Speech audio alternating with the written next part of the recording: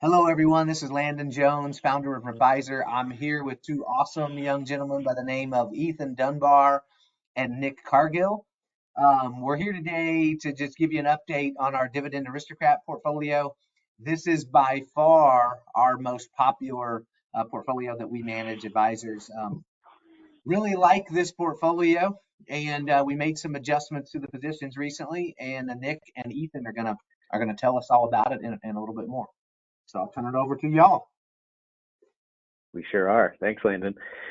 So yeah, like Landon said, this is far and away our probably most used portfolio in the bunch. But yeah, some really high level overview of what this portfolio is for those that might not have used it before, might not have seen it before. The Dividend Aristocrat portfolio is really focused on quality companies. So every U.S. equity position in the portfolio has had a dividend increase for at least 25 consecutive years. If it has, then that company is in the portfolio. If it for whatever reason cuts a dividend and it's basically removed from the portfolio and sold off. So for companies to be able to do that for at least 25 years is kind of a proxy for just strength of the organization. And overall, it's been a very popular portfolio and done very well. Last year, it was overall just kind of out of favor because it does eliminate a lot of the Magnificent Seven that did phenomenally last year. But we think it's very nicely positioned going into 2024. And like Landon said, we have a couple updates going into 2024. Nothing major changes to the strategy, but we do have some notable updates that we wanted to update everybody on. The big one being the number of positions is going to grow from 66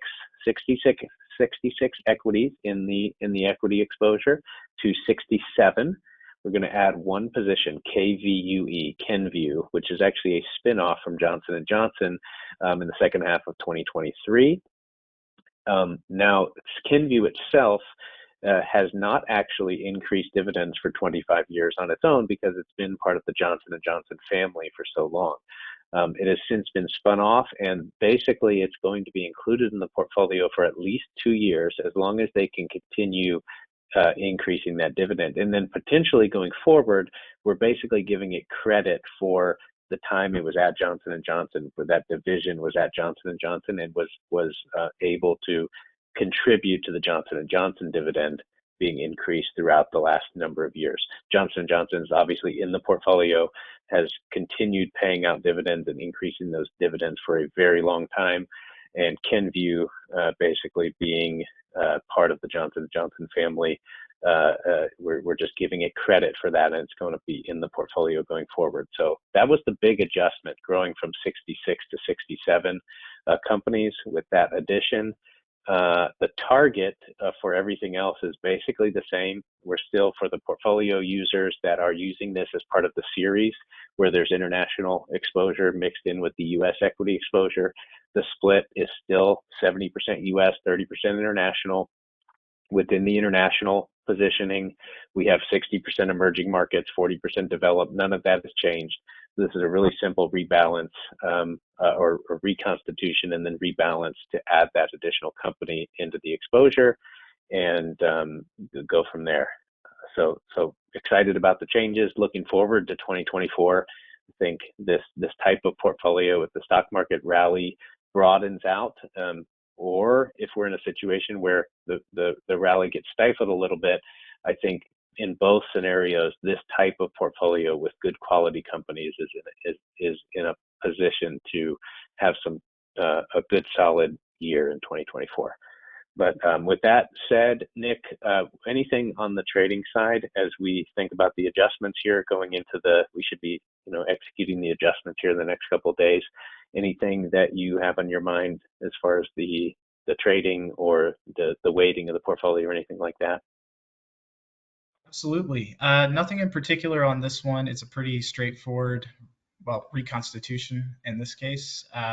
Just slightly reducing the positions of all the pre-existing holdings in this sleeve, and then adding in the Kenvue or Kenvue.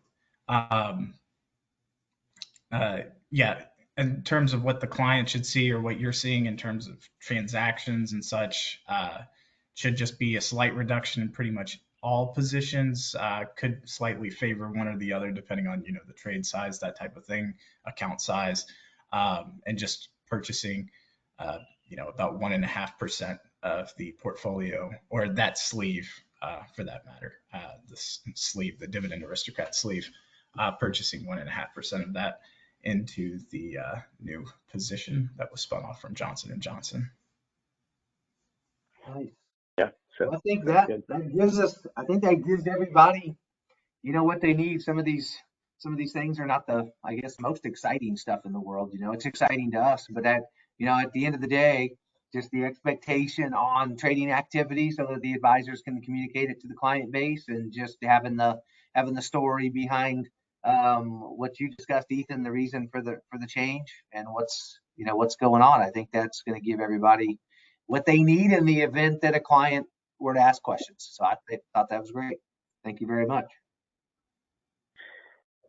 Absolutely. All right. Have a great day. Thanks to both of you. Thanks. Thanks, Landon. Bye-bye. Thanks, everybody.